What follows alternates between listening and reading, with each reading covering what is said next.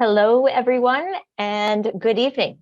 My name is Taryn Urquhart, and I am the Arts and Special Events Programmer here at the West Vancouver Memorial Library. On behalf of the library and the West Vancouver Art Museum, I would like to welcome everyone to tonight's Art Talk.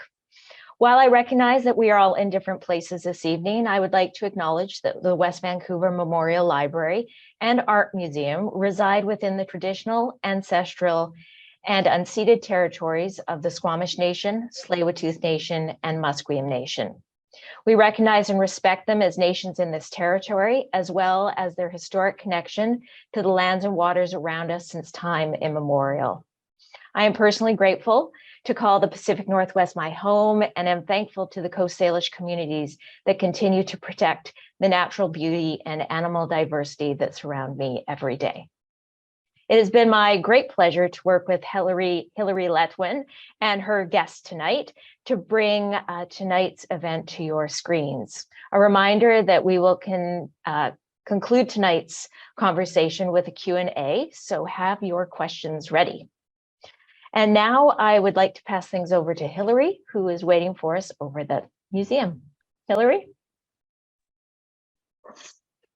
Hi, Taryn. Thank you so much for the introduction, and thank you so much for all of your help in bringing this co-production between the Art Museum and the library to life at the library. We are so delighted to be working with the library on this project. And I'd like to thank Paul. Paul, go ahead and start your video now and join us so that we can talk about our project. So hi, Paul. Thank you so much, Paul, also for helping us to bring this project to life.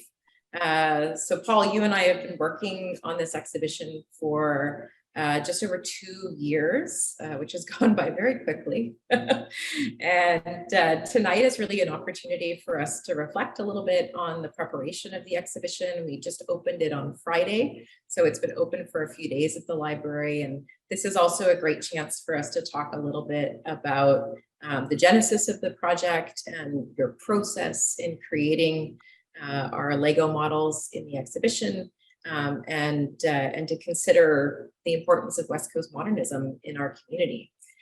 So thank you, Paul, for joining us tonight, and thank you to our viewers also for joining us. I'd like to really get the ball rolling with you, just to talk a little bit about what inspired this project. And as a little bit of an introduction to our viewers, I should explain that Paul and I were introduced by Douglas Copeland, a resident in our community, who has known Paul for a few years, and of course saw your work, Paul, and said, you have to get in touch with Hilary at the Art Museum. And that's sort of how this whole project was born. So we owe our thanks really to Douglas for introducing us as well. So why don't you tell our viewers about the genesis of this project? Sure. Well, hey, everybody. So I grew up in West Vancouver. So I am officially a West Vancouverite. And, you know, I'm also a longtime Lego builder. I've been building Lego for the last 30 years, just various models, some pop culture stuff, some, you know, trains, and I have done a fair amount of local buildings over the last 20 years. So, so basically the project started during the pandemic. I had some great downtime, and I used my time wisely to create some new models. And I just got on a kind of mid-century modern kick. And I made a piece called Atomic Ranch, which is, you know, a rancher style house, kind of loosely based on my favorite design magazine, Atomic Ranch.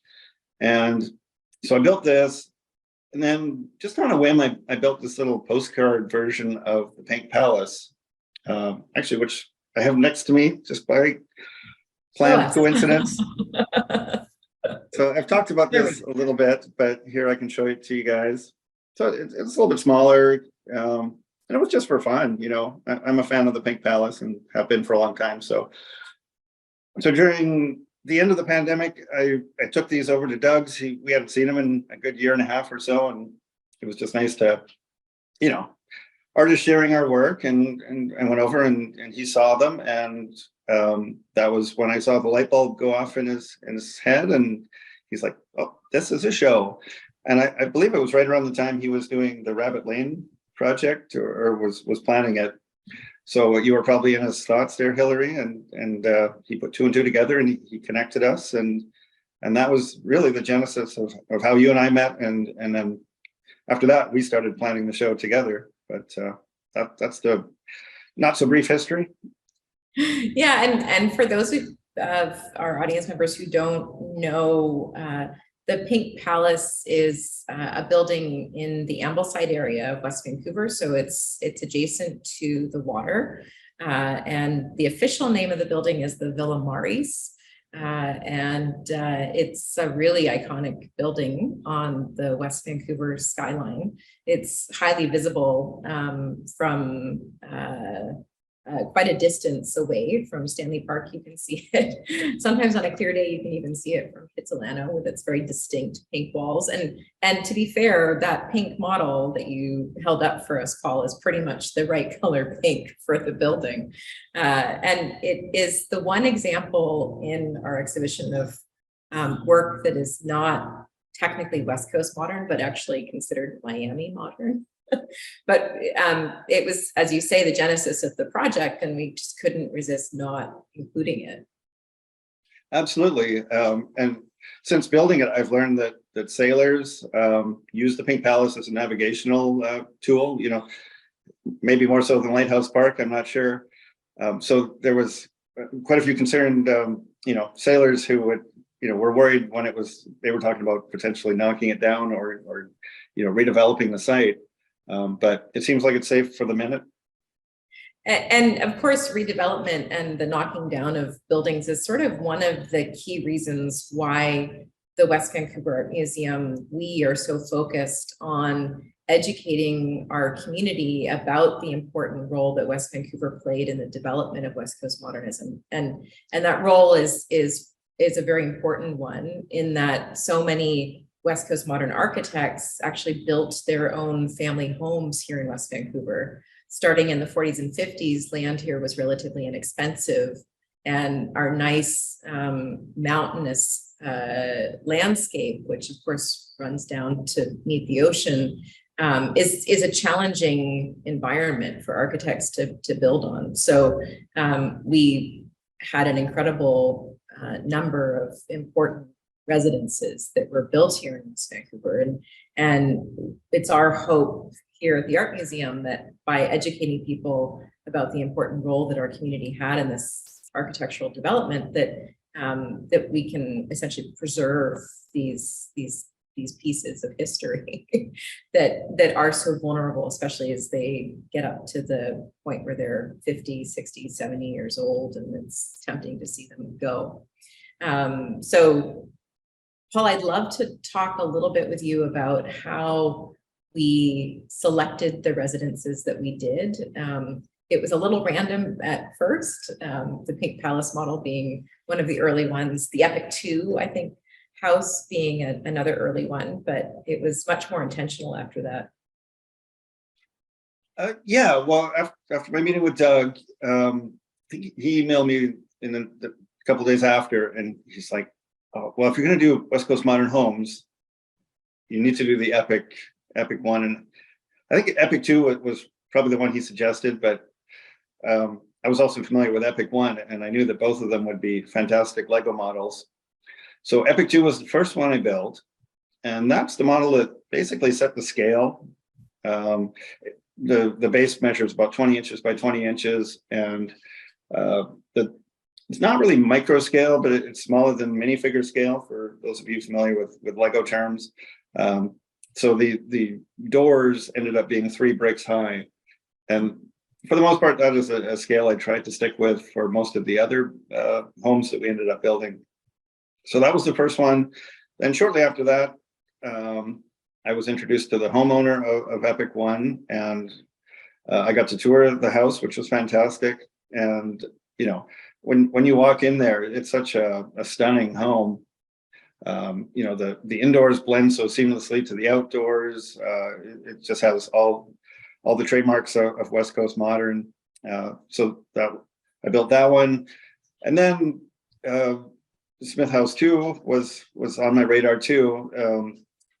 So that was the third one. So we were, definitely on an Arthur Erickson themed show at that point. And I think that's where we put our heads together and tried to figure out, what other buildings we wanted to focus on. Yes, as you say, all three of those were designed by Arthur Erickson, who is considered to be one of the sort of primary architectural fathers of West Coast modernism. And each of those three properties are extremely important in West Vancouver history. They're all still standing, still preserved. The Epic 2 house, of course, was an interesting one to start with because it was primarily constructed, the real house was constructed out of steel, white steel. And I still find it absolutely staggering that you were able to replicate that in Lego, because it's not really a standard post and beam house that Epic 1 and the Smith House 2 both could be considered. So can we talk a little bit about how you sourced your Lego bricks? I mean, were these Lego bricks that you just had lying around in your studio, or did you have to go to some effort to track this material down? Well, quite a few of the bricks were ones I have in my studio. As I mentioned, I've been building Lego for about 30 years as an adult. So I have done a lot of garage sailing, a lot of buying and selling and buying collections. So I have a fair amount of bricks on hand. Definitely the thing that appealed to me about the Epic 2 was that with my Lego vision that I've developed over these years, I could see the parts that I would need to make it. And, in certain cases, you could just look at a model or a house or a prototype that you want to recreate, and you can just sort of go through all the different shapes and know that Lego makes them, in your internal catalog. Or sometimes you look at a picture and you're like, oh no, Lego doesn't really make those parts. It would just be more of a frustrating build to try and replicate. So the universe just happened to line up with Epic 2, and they made all the parts. The little curved white piece has been a very popular part since 1996, I believe. It first made its debut in a pirate ship, of all things. So I repurposed, it into an Epic 2 model. It is really staggering, and of course, I think it's equally staggering that you did most of the residence's interiors in addition to the exteriors. And that, I think, has been most exciting for me and for visitors to see, that you can look inside the little windows and see the furniture and some of the art. I mean, it's just amazing. So let's talk. I know you and I have both had a lot of visitors ask about the technical making of the models, and one of the first questions that we always seem to get is, do you modify the bricks at all? And of course, the extraordinary answer to that question is no. I don't modify any parts. That is part of the challenge. So within the Lego world, if you're an AFOL, which is an adult fan of Lego, there's the term purist and non-purist. Purists tend to just use parts that Lego has released that have been available in sets. Non-purists may, use non-brand Lego parts or custom printing, that kind of thing. I'm not strictly a purist, but I tend to lean more that way. An example of a non-purist would be a friend of mine in the Vancouver Lego Club who wanted to make a roller coaster back in the day and took train track and put it in the oven and melted it to form the up and down curve. So definitely, I don't do anything like that. Pretty much all the parts were available in Lego sets. There is one of I call it the Star Wars kitchen in the Merrick house. There's this little clear canopy, and the mathematical name of the shape isn't coming to me right now, but that part only came in one set in 2016 in a Ninja vehicle. And so I had to track that part down. And It cost me a fair amount of money between shipping from the US. None of them were available in Canada. So, I've gone to quite a few extremes to stay purist and use parts that are available.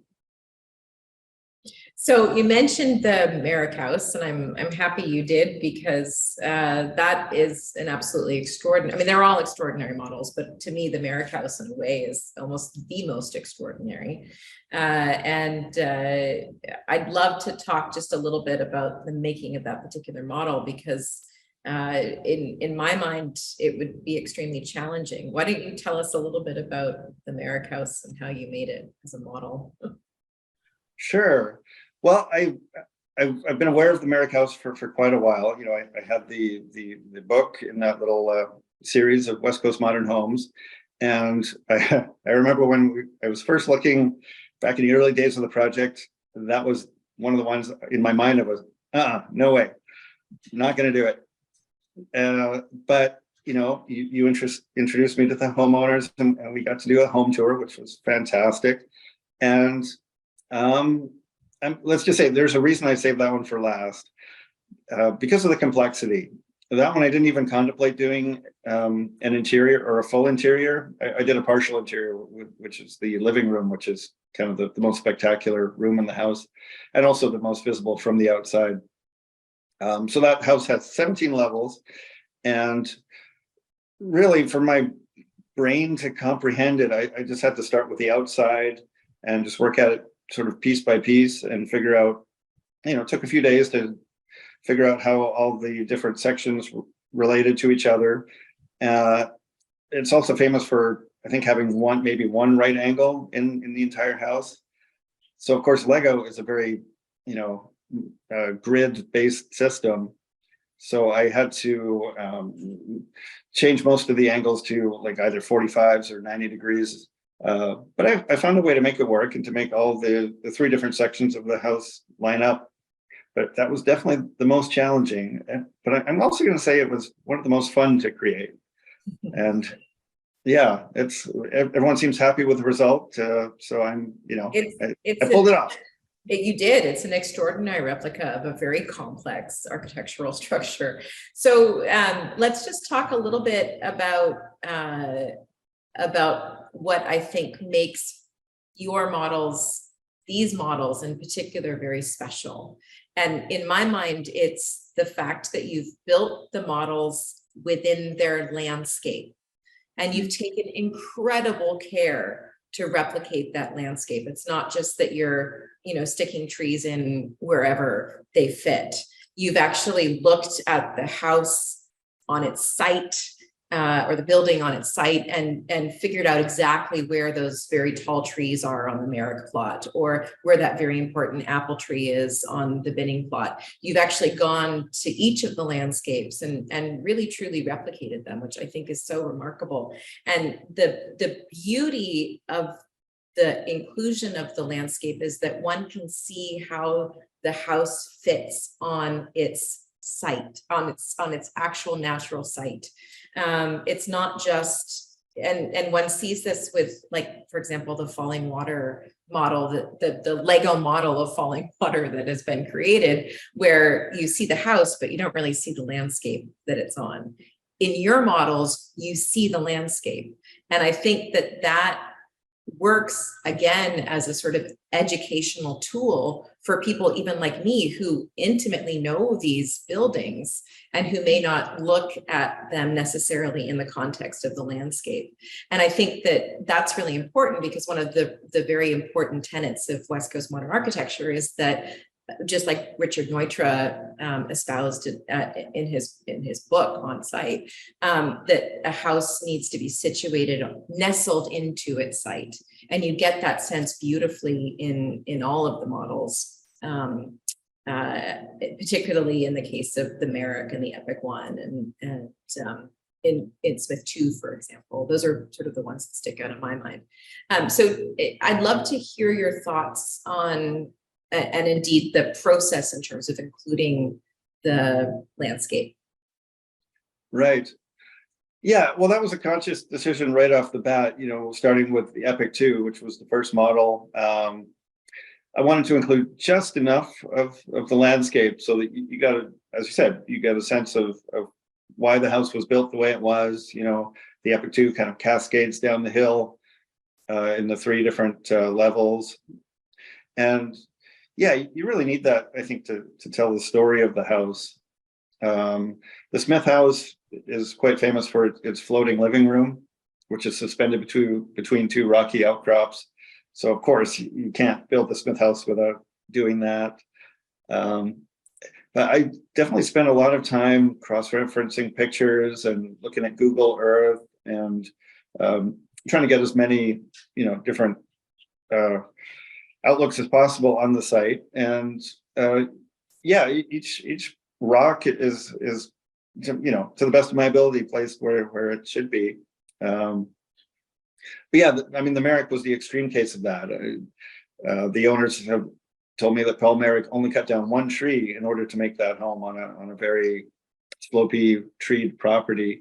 And in fact, when you look at the model, you can see the way that the shape of the house is. It kind of works in between all the trees on the lot, and with the very spectacular tree that almost, when you're inside the house, it almost looks as though the house is built around it. But it's a very clever illusion that Paul Merrick came up with. So that's the one that's kind of off to the left side of the house, very close to a large picture window. Yeah, it's enclosed by the house, I think, or almost on all sides. Yeah. Yeah, I mean, that's the clever illusion. You think it's enclosed by the house, but it actually isn't. So it's really it's one of my favorite parts of that particular house. Well, and the Pink Palace, of course, has that beautiful inaccessible roof designed by the landscape architect Cornelia Oberlander. Can you speak a little bit about that particular roof design that you implemented? Oh, sure. As a fan of the Pink Palace, but never having actually been in it up until recently, I was always curious. I'd hear about this garden, and I always assumed that people that live in there had access to it. But it turns out it isn't. It's a garden that was made, I believe, 10 or 12 years ago, and kind of added. Apparently, before that, it was just a black flat roof, kind of over the apartments on the bottom and some of the parking garage. But they've Cornelia was asked to design the garden, and it's got some logs on it and some grass, and it looks like a path, but it's really mainly for birds and for the people in the apartments. It really improves their view, gives them some visual interest. Interestingly, I had to contact 2 different owners because you can't see it all from one particular balcony, because it goes around the corner. So you have to, I asked people in 2 different units to take pictures so that I could get the information I needed to make it as close as possible. This is a good place to thank all of our homeowners for giving us access to the homes, because I think that was absolutely an essential part of the process. Some of these homes have plans that have been published in different places. Some of these homes have photographs that were taken maybe when the house was originally built. But there was, I think, nothing like going into the homes for you and actually being able to see them up close and personally, and being able to take photos of certain kind of very technical things that enabled you to make the models as accurately as you did, right? No, absolutely. I mean, that was so. I mean, Epic 2 is the only house I haven't actually been in, but there was some fairly really good real estate listings, and there's a book published on it. So that one I had the benefit of drawings and a large amount of pictures.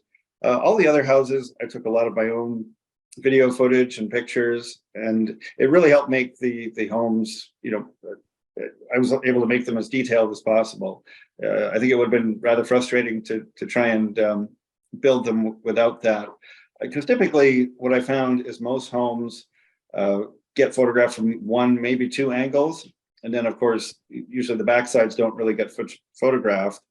And that was one of the conscious decisions to do homes that still exist, because there's a lot of really great homes that have been demolished, which look fantastic, but they only look fantastic from that one or two those two angles, and they would be really hard to replicate because I just don't have the information or access to the information to build the rest of them, accurately.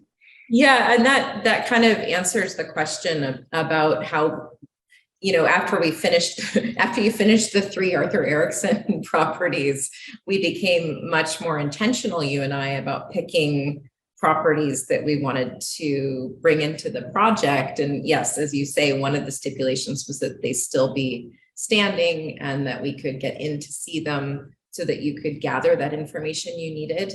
But we were also looking to bring a little bit more variety to the project. We wanted to sort of get away from all of the Arthur Erickson residences. And so we also included the Merrick House, as you've already mentioned, the Sky Bungalow, which of course was a house designed by Fred Hollingsworth, the Binning House, as well as an example of a Lewis post and beam. So we got quite a few architects in there in the end. My regret is that we never did a Ron Tom house. So the exhibition, for those of you who may not know, the exhibition is at the library now, but it's actually going to the Harmony Arts Festival for the first 2 weeks in August. And I'm wondering, Paul, if maybe between now and August, we can get a Ron Tom model built to add it to the canon of Lego West Coast modern residence. It's something to work on. Right? That would be cool. I love making the homes. So yeah, hopefully we can make that happen.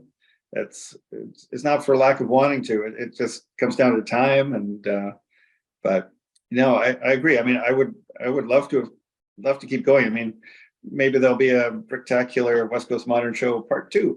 Yes. Somewhere in the future. We'll circle back to that idea.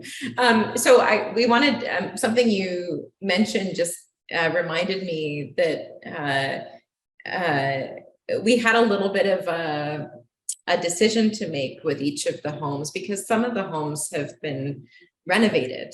And the most extreme example, of course, is the Sky Bungalow by Fred Hollingsworth. And we had to make a decision about whether or not to show a home as it is today, or to show a home as it was when it was designed, or at some point in its early life.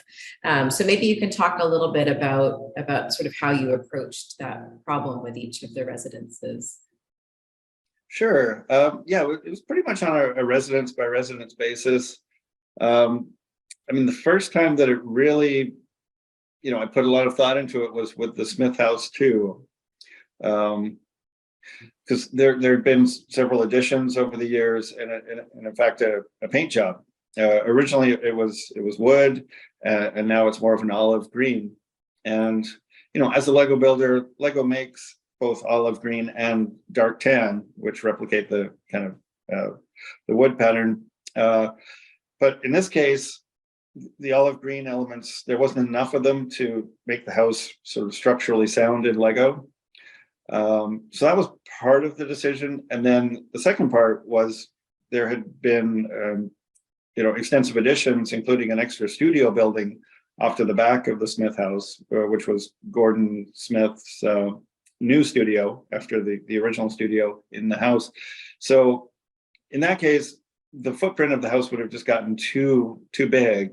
So I decided to, time travel back to the 1966 version.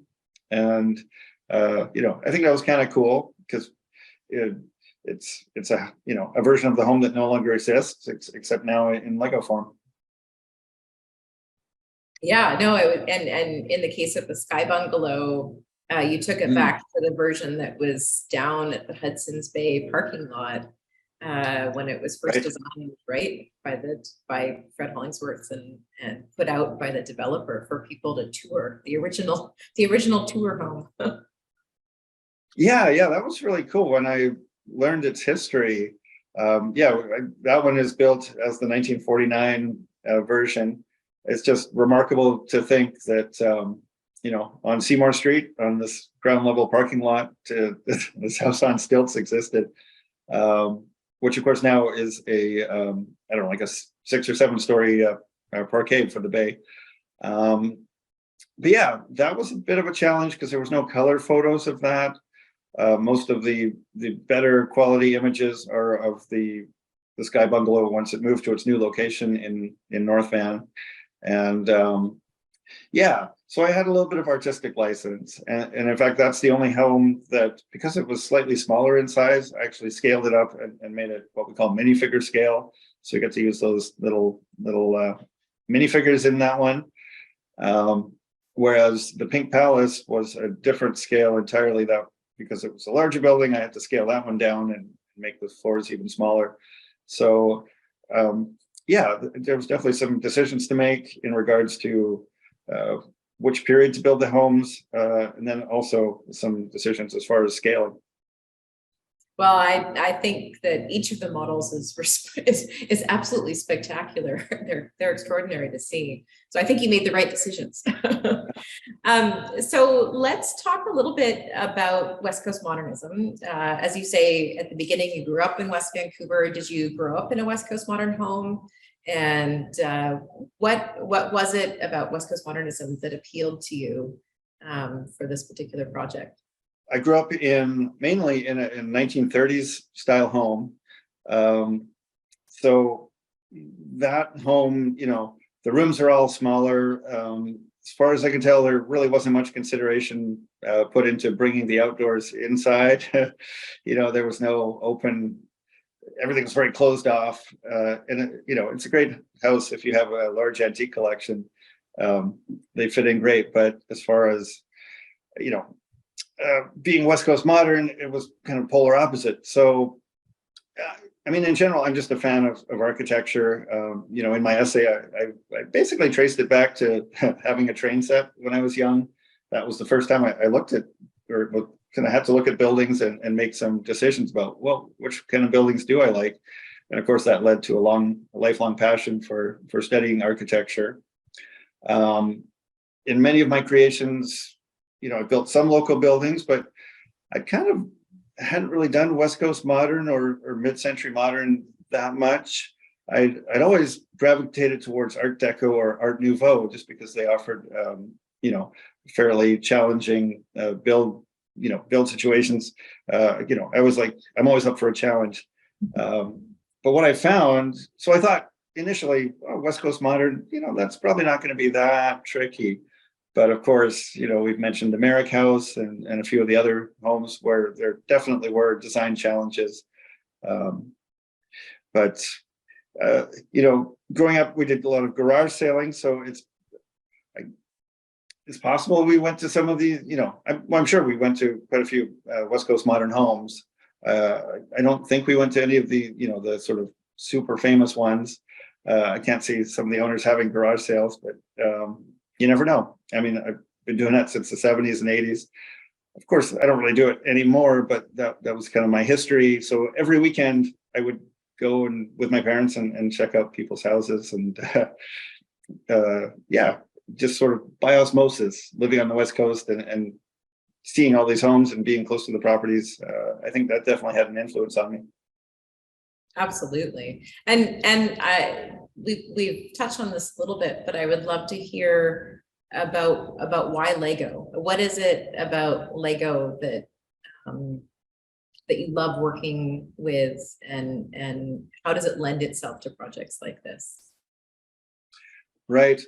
Well, I had it when I was a child. I have a picture of me at age 3 building with Lego. So it was just I think it's just been part of my history.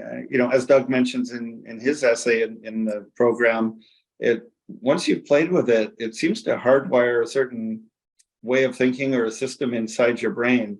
And I think Doug really nailed it, on the head there in his essay when he said that as adults kind of, age up a bit and get into their 20s or 30s, 40s, and they have some income, when you tie that to a sense of nostalgia, a lot of people are drawn back to the Lego system.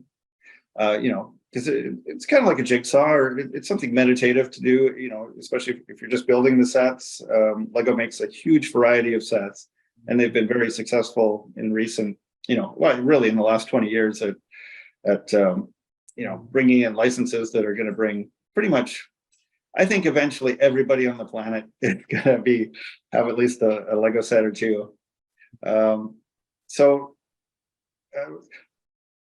answer the question for me directly, I think it was seeing Legoland, pictures of Legoland and these giant models. I always had it in my mind that when I got back into Lego in my 20s, initially it was nostalgia, but I also saw the potential in it to create these larger models and to do them in a fairly realistic way. And then the bonus is you don't have to be good at drawing, and you don't have to paint it, which for model making was always kind of that extra step. There's instant satisfaction with Lego. Absolutely. And you've mentioned the publication a few times. We did, of course, create a publication, which is available both at the Art Museum and at the library for $20. And that includes an excellent essay by Paul, as well as by Douglas Copeland. There we go. And also by Nathan Sawaya. And Paul, maybe you can speak a little bit about Nathan's essay, and because he is a well-known North American Lego builder as well. Do you want to say a word about his work and his essay? Oh, sure. Nathan he's kind of I would say the first, first Lego artist to really go mainstream. He started out about 10 or 15 years ago.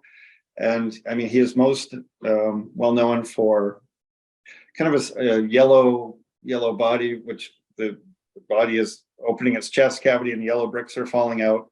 I believe it's just called Yellow. I think he did a series of like another one called Red and another one called Blue, and they're very iconic, So I just thought he would be great to have on the program because he has been so successful at bridging the gap between, being an adult Lego fan, an adult fan of Lego, but he's bridged into the art world. So I thought that it would be neat to get his perspective on how he did that and his thoughts. So yeah, he's a fantastic addition to the program, and he's a very talented guy. He continues to have shows that travel around, and I definitely aspire to hopefully follow in his footsteps and have a traveling show at some point. Well, I mean, I think that it's great to demonstrate, in fact, that Lego is more than just following directions and building a kit. There's the potential really to explore so much of our world through it. And I know from my perspective, one of the objectives of this project is to use Lego as a way to get people to think about West Coast modernism differently. Or to introduce them to it. Maybe there are people out there who aren't familiar with it and who look at the models and become interested in that history and want to learn more. So from my perspective, this has been such an excellent partnership for us to undertake, and I've enjoyed every step of it, watching you kind of process the residences as you've seen them in real life, and then turn that into something truly remarkable. I know we get a lot of people. I want to finish with one final question, which I know a lot of people ask, and that is, how long does it take you to build each model? Right, the magical question everybody seems to want to know. Yeah, each home takes probably about 2.5 to 3 weeks to build. Initially in my mind, I thought I can do that in a week or so, but there's so much information, especially when you include the interior of the building. There's so much cross-referencing that you have to do to make sure all the walls line up, and the rocks and the trees are in the right place. So I basically about 2.5, 3 weeks. And then the number of bricks does vary based on the house, but it's kind of in the probably 3,000 to 5,000 or just over range. And of course, everybody also wants to know, are they solid, or what kind of structures are inside? And I tend to use some of the extra bricks that I have, maybe some of the ones I used to get at garage sales that are chewed or faded, or Lego has a pick a brick wall where you can buy random elements, and sometimes if they have, say an orange 2x2 brick on the wall, I'll just buy a bunch of those and use those as to fill in the insides. So it's pretty much whatever's at hand that I don't really need is what goes into the interiors. Well, they're absolutely extraordinary, Paul. I think this is a great time probably to answer questions from our audience. But before I turn it over to Taryn, I just wanted to mention that this exhibition, the Bricktacular West Coast Modern Show, is the first of many parts that make up West Coast Modern Week. The West Vancouver Art Museum act as a hub for all things West Coast Modern over the course of 1 week in July, July 4th to July 9th. I just would like to encourage anybody watching this to check out our website to look for more details about West Coast Modern Week and indeed more details about this exhibition. So thank you very much, Paul, and Taryn, I'll turn it over to you to moderate some of those questions. Yes. Well, thank you so much. I'm so excited to have the great pleasure to work in the building where this exhibit is obviously housed at the library. And I look forward to going around now that I've heard some of the tidbits that Paul has been talking about tonight to look at them in more detail. So we do have a few questions from audience members, and please out there, if you have a question, type it into the chat. The first question is, what happens to the models after the exhibit? Good question. Well, they are going to the Harmony Arts Festival after the library show closes on July 31st. So they'll be at that's in Ambleside, basically. They'll be there until mid-August. And then a few of the homes have sold already. And so they are all for sale. So people can purchase them. And they are all one of a kind. But yeah, it remains to be seen. Hopefully, some of them will end up with homeowners, and if there's any architectural fans out there or Lego fans that would like to own them, contact me and we can make that happen. Excellent. And Paul, that actually is a great question around your work. You actually work on a commission basis, right? Yes. Yeah, for the last 5 years or so, I've been doing commissions. I've done some huge brick cities for a restaurant in Wisconsin, and I do private commissions for people. And basically, I'm always building, and so far it's been working out. Essentially, I'm a freelance artist. I have a question of my own for you, because I'm a little Doctor Who fan, and I see a little Dalek behind you, your shoulder there. Do you enjoy making these kind of structures primarily, or are you just all freelance, anything goes? Oh, good question. I pretty much make anything. I don't really have one particular style, which maybe for better or for worse. I like too many things. So the Doctor Who ones were built really for my own enjoyment during the pandemic. That was one of the pandemic ones. I think I did a Scooby-Doo one. So a real variety, some are pop culture. And then the ones that I really get the satisfaction out of is, coming up with things from my own imagination. I have one that's called Unchain My Heart, which is a steampunk robot, which you can see on my website. It's also on my business cards. So I like too much, I love recreating the architecture, but I like the fantasy stuff. And it's really, sometimes it's just which way the wind blows, and other times it's a specific commission. And so that's what I focus on whatever I'm kind of offered at the time. Great.